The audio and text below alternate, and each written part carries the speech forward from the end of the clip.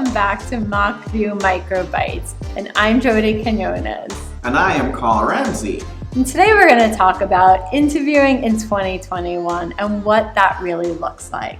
So let's reel it back for a minute. The MOC View app provides the platform to generate a balanced questionnaire for interviews. And the goal here is all about a core and a domain-specific question. The ultimate aim is so that candidates can practice not just what they think the evaluator will hear and want to hear, but it's more about representing yourself at the core. How do you showcase your skills so that the evaluator, which could be even a recruiter, can make sure that there is a compatibility match with that specific role? So let's talk about the types of questions, Carl. Yes, so as you mentioned, we do have the two core types of questions in terms of domain-specific and also fact-based questions, but also questions that are designed more from a behavioral standpoint, but to get to the core of who you are. And I think this is key and critical, and this is what I think is needed in 2021. With so many people forcing a reset and a restart or a relaunch, who you are, we repeatedly say, who you are matters.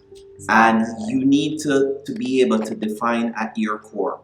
What is your elevator pitch? If I gave you 30 seconds or less, 30 seconds to a minute, could you tell me? Well, I know I need a minute and a half, you know?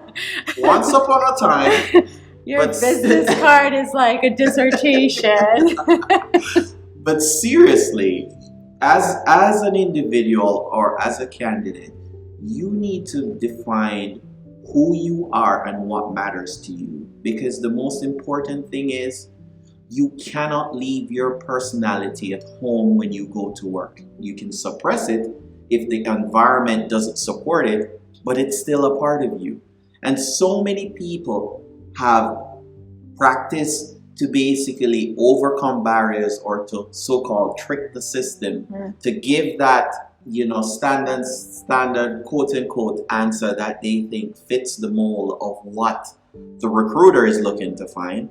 And they may be able to get the job, but very soon after they're there, they realize they're not happy or they can't perform at the level or in the type of environment that they project that they could, because it's not them. That's not who they are at their core.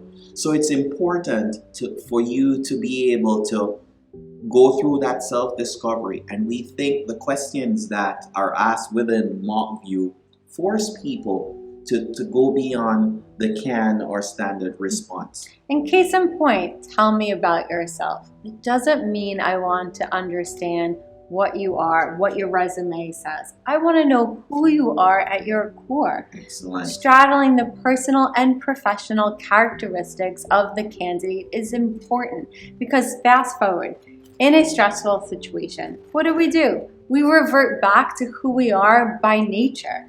So by nature, if I am a very sound mind, non-anxious person, that is who I'm going to show up with in those situations. And it's imperative that the evaluator or the recruiter knows that when they're thinking about your role. Exactly, because, spoiler alert, recruiters do not want to evaluate resumes. They want to evaluate candidates. Exactly. They want to know who you are.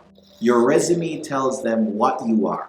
You're an engineer with 5 years experience, 10 years experience.